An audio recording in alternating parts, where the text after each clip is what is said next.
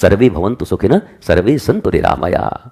उस संस्कार को देना है, यही सत्संग है। सत्संग हमें धीरे धीरे ये बताती है। सत्संग का मतलब लोग समझते हैं, हाँ पंडित जी हैं एक आश्रम में, आनंदम धाम वाले, रोज सत्संग करते हैं आधा घंटा, हाँ लेकिन बड़ा कठोर बोलते हैं। वहाँ चलोगे ना तो खूब बढ़िया, वहाँ झूम के वहाँ पर वो होता है, वहाँ पर छापा लगाया जाता है, वहाँ पर नाचते हैं और वहाँ पर पकौड़ी बंटती है और वहाँ पर कचौड़ा बंटता है। अरे कचौड़ा खाने आए हो यहाँ पर, घर ही में कचौड़ा बना लो, पकौड़ी बना लो।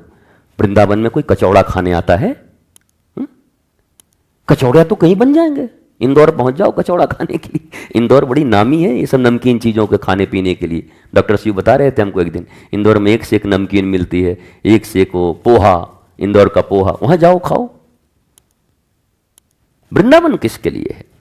वृंदावन केवल फूड के लिए थोड़ी है कि वृंदावन में फूडी ब्लॉग फूडर क्या है, यहाँ क्या मिल रहा है? बोला यहाँ कचौड़ा मिलता है। बोला इसकी साइज क्या होती है? बोला 12 बाई 12 इंच का कचौड़ा, पूरा परिवार एक साथ खाइए, आइए कचौड़ा।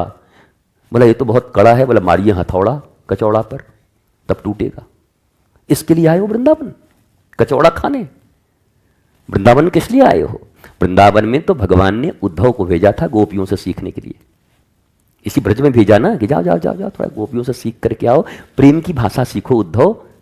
अच्छा उद्धव सुनो, गोपियां प्रेम में डूबी हुई हैं, पर थोड़ा सा योग इत्यादि का ज्ञान तुम भी दे देना, गाली भले सुनना पर दे देना, ताकि वो महसूस कर सकें कि सदा मैं हूं उनके साथ।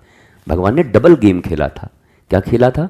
उद्धव खाली ज्ञान ज्ञान की चिल्लाता था तो उनमें प्रेम का रस भरवा दिया, और गोपी केवल प्रेम प्रेम करती थी तो उनमें भी ज्ञान का थोड़ा पुट भरवा दिया। ठाकुर जी कम तेज थोड़े, टेढ़े हैं, सीधा काम कभी नहीं करते। वो भेजते हैं तो दोनों का काम करवा देते हैं, तो दोनों काम करवा दिया ठाकुर जी ने। यहाँ प्रेम का रस भी, यहाँ ज्ञान भी है।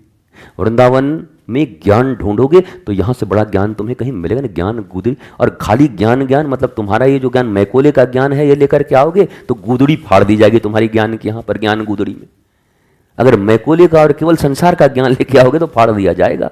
पर आध्यात्म का ज्ञान अगर चाहिए तो वृंदावन से उत्तम स्थान कहीं नहीं है। और जीवन में अगर प्रेम चाहिए तो ये तो प्रेम की जीती जागती भूमि है वृंदावन। यहाँ आओगे तो हृदय प्रेम से भर जाएगा। ये दोनों स्थान है और यहाँ सत्संग का अर्थ यही है। वृंदावन जब भी आओ अपने बच्चों को लेकर के कचौड़ा पकौड़ा थोड़ा बहुत खिला दो चॉकलेट की तरह, उनका मन लगे वृंदावन के प्रति, पर फिर उठा करके धीरे से एक सत्संग में ले जाना कि बेटा वृंदावन आए हो ना, दर्शन हो गया, कचौड़ा हो गया, जलेबा हो गया। बोला हाँ अब सत्संग में बैठो। मम्मा नींद आ रही। नहीं बेटा, कचौड़ा के समय तो नींद नहीं आ रही थी, पकौड़ा बहुत खा रहे थे, रबड़ी चाट रहे थे बैठ करके, अब सत्संग में कैसे सोओगे? वृंदावन का नियम है बेटा, जब आते हैं ना तो बैठकर एक सत्संग सुनते ही हैं।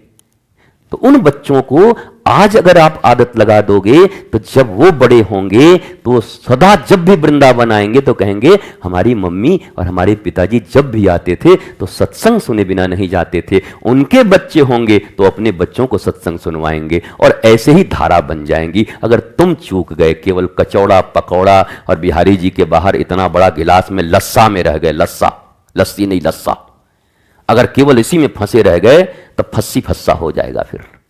फिर वृंदावन तुम्हारे किसी काम का नहीं होगा।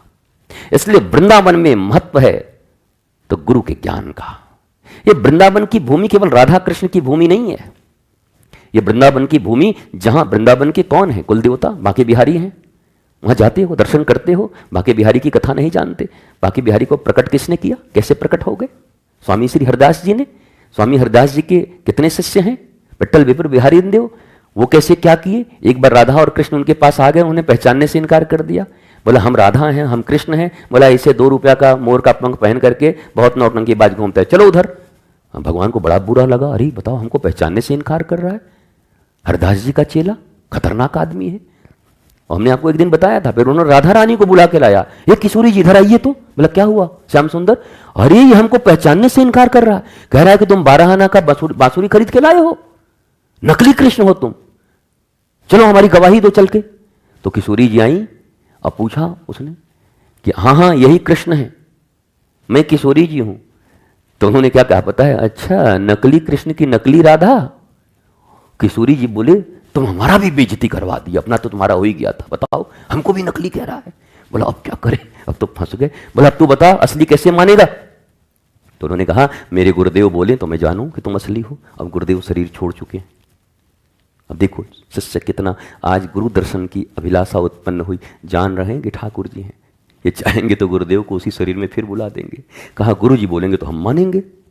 बोला ठीक है, अब ठाकुर जी को भी ताव आ गई और राधा रानी को भी ताव आ गई, बताओ हम असली राधा कृष्ण हैं, हमारे ही वृंदावन में हमको नकली कह रहा है ये। बोला ठीक है, आंख बंद कर।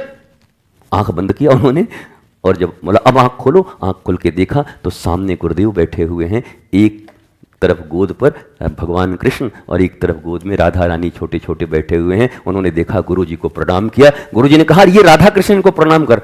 सच बोल रहे हैं तब गुरु जी, अरे हम बोल रहे हैं कर प्रणाम।